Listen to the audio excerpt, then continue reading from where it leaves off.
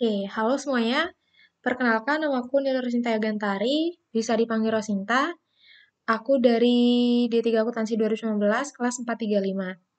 Nah, di sini aku bakal membahas soal yaitu latihan 18.7 di buku Biswan, bukunya Pak Lutfi ya. Nah, jadi di sini aku akan mencoba menjelaskan bagaimana cara aku mengerjakannya. Nah, nanti kalau misalkan ada kekeliruan yang teman-teman nyadar tapi aku nggak sadar itu nanti bisa koordinasi sama temennya atau sama angkatan untuk menghubungi aku mungkin bisa ya. Nah, mungkin itu aja dulu.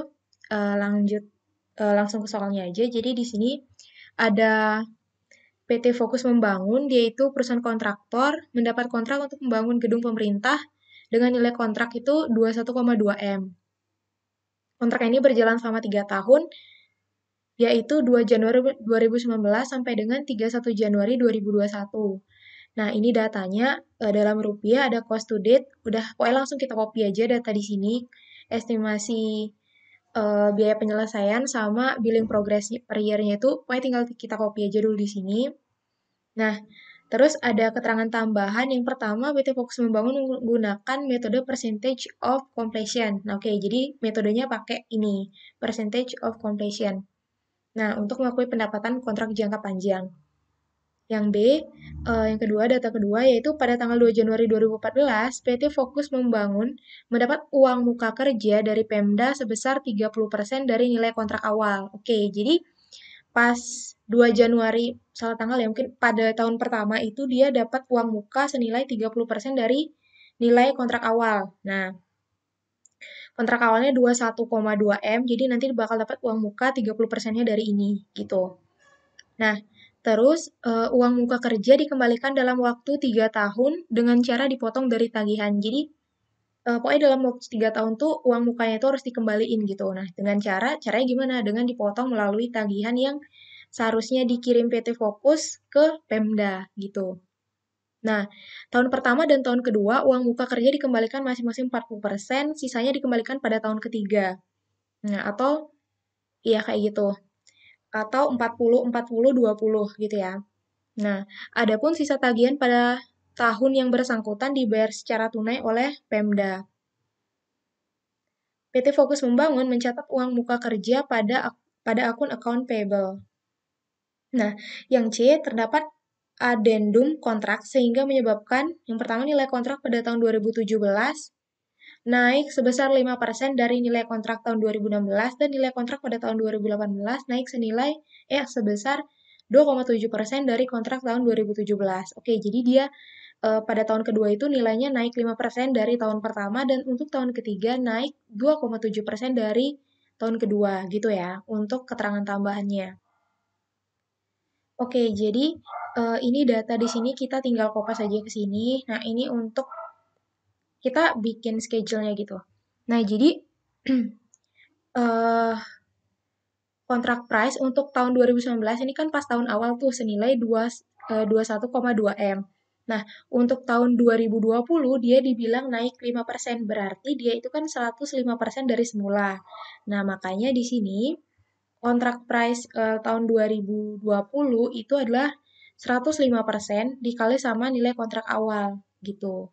Senilai 21,2 dapatlah kontrak price-nya tahun 2020 itu adalah 22,26 miliar. Nah, untuk tahun ketiga dia dibilang naik 2,7% dari tahun sebelumnya.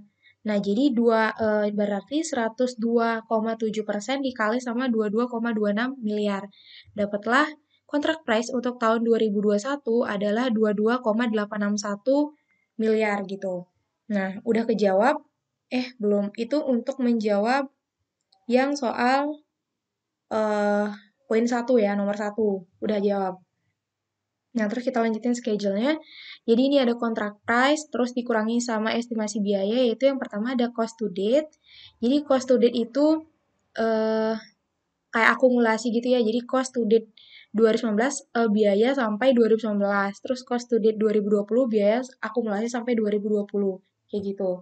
Nah, cost to date untuk 2019 itu kita tinggal ambil datanya dari soal dapat 8 miliar 8,08 miliar. Nah, terus untuk estimasi cost to complete juga tinggal ambil aja dari data di soal 10 miliar. Nah, ditotalin dapatlah estimasi total cost-nya, yaitu dapat dari cost to date ditambah sama estimasi biaya untuk menyelesaikannya. Jadi, ini cost to date itu biaya yang udah keluar dan estimasi cost to complete itu kayak biaya untuk menyelesaikannya estimasinya. Jadi, estimasi total cost itu adalah senilai 19 miliar. Nah, untuk dapat gross profit, kita kan ngurangin revenue dikurang sama biaya kan? Atau iya, dalam hal ini tuh total cost. Nah, jadi kita dapat estimasi total gross profit itu adalah senilai kontrak price di tahun 2019 yaitu 21,2 M dikurangi sama 19 M. Nah, dapatlah 2,2 M. Itu untuk estimasi total gross profit di tahun 2019. Nah, terus kita untuk soal nomor 2 itu kan diminta persentase penyelesaian setiap tahun. Nah, gimana cara nyarinya? Cara nyari persentase penyelesaian itu tinggal cost to date dibagi sama estimasi total cost. Nah, jadi 8 miliar dibagi sama 19 miliar dapatlah 42,56% gitu untuk 2019. Nah, 2020 kita tinggal lakuin cara yang sama. Ini yang nggak bisa kita ambil dari soal itu cuma bagian kontrak price-nya aja karena tadi ada penambahan. Sisanya untuk estimasi cost itu tinggal kita ambil dari data. Misalkan kayak cost to date itu tinggal ambil aja dari data 14 M, terus estimasi penyelesaian juga 5 M ambil aja. Nanti dapat totalnya 20 miliar untuk estimasi total cost. Nah, jadi kita dapatlah ternyata estimasi total gross profit itu tinggal kontrak price dikurangi sama estimasi total cost itu dapatlah senilai 2 miliar. Ya, dapatlah 2 miliar gitu. Nah, terus untuk cari persentase penyelesaian juga sama, tinggal cost to date dibagi sama estimasi total cost. Dapatlah untuk 2020 persentase penyelesaiannya itu adalah 74,25% gitu. Nah, terus untuk 2021 juga sama, untuk cost to date-nya tinggal ambil aja dari data di soal. Nah, terus untuk estimasi penyelesaiannya 0, kenapa? Karena itu udah tahun terakhir, itu udah penyelesaian gitu. Jadi, nggak ada lagi estimasi cost to complete, karena dia dibilang selesainya di akhir tahun 2021 gitu. Nah, dari situ berarti estimasi total cost langsung aja senilai cost to date-nya senilai 21 M. Nah, dapatlah kita estimasi gross profit itu yaitu 22,8 M dikurangi sama 21,2 M. Dapatlah estimasi total gross profit di tahun 2021 itu senilai 1,6 M gitu. Nah, persentase penyelesaian itu sama lagi, itu cost to date dibagi sama estimasi total cost. Nah, karena ini udah selesai proyeknya, makanya dia untuk persentase penyelesaian pasti 100% gitu. Nah, itu untuk soal nomor 2. Terus untuk nomor 3 kita diminta untuk membuat jurnal di ketiga tahunnya, yaitu 2019, 2020, dan 2021. Nah, pertama kita bikin dulu tabel pengakuan pendapatan. Oke, tabel pengakuan pendapatan. Ini. Nah, eh untuk di tahun 2000, jadi kan tabelnya itu ada gini tuh, ada to date, recognize in prior year, sama recognize in current years gitu. Nah, jadi untuk 2019, revenue-nya berapa? Revenue-nya senilai, yang boleh kita akui itu adalah senilai penyelesaian kita. Jadi di sini ada 42,56% dikali sama kontrak price di tahun 2019. Nah, ini agak kurang cantik. Oke, jadi untuk revenue itu di tahun 2019 itu adalah sebesar persentase penyelesaiannya dia yaitu 42,56% dikali sama kontrak price-nya dia nilainya. Jadi nilainya 21,2 M. Jadi dapatlah untuk revenue di 2019 itu adalah 9 miliar gitu, 9,022 miliar. Nah, terus untuk cost-nya itu senilai cost yang udah kita keluarkan gitu, cost to date di 2019 berapa? Tinggal ambil dari schedule di atas, tabel di atas itu senilai 8M. Nah, dapatlah gross profit to date di 2019 itu senilai 936 juta. Gitu. Nah, karena ini masih di tahun pertama, jadi dia nggak ada pengakuan di tahun sebelumnya, makanya di sini 0. Nah, untuk mencari recognize in current years, kita tinggal mengurangkan misalkan revenue to date di 2019, revenue akumulasi per 2019 dikurangi sama misalkan ada revenue yang udah diakui di tahun sebelumnya, itu tinggal kita kurangin, dapatlah itulah yang bisa kita akui untuk tahun ini gitu. Nah, karena to date ini bersifat akumulasi. Jadi kita kan mau mencatat untuk tahun 2019 nih. Jadi kita nggak bisa langsung pakai yang di to date karena itu akumulasi dari tahun-tahun sebelumnya.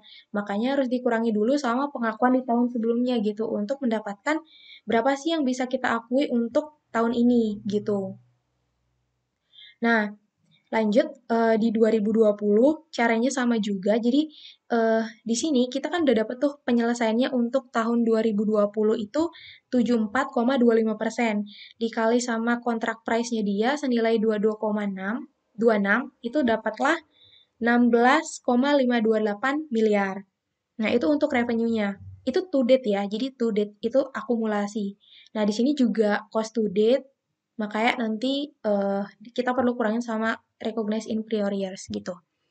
Untuk cost juga ambil aja langsung dari data di atas tadi cost to date per 2020 itu senilai 14,9 miliar.